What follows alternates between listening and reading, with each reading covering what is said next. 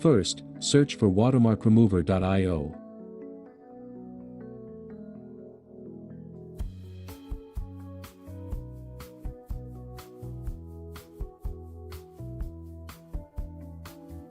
We will be using this image.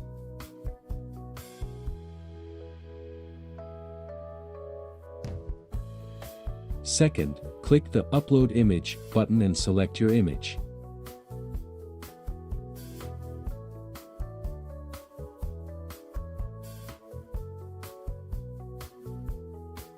Third, download the transformed image in the Download Image button.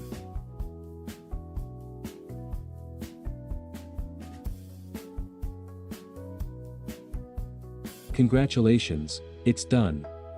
Subscribe if this video helped you. Thanks for watching.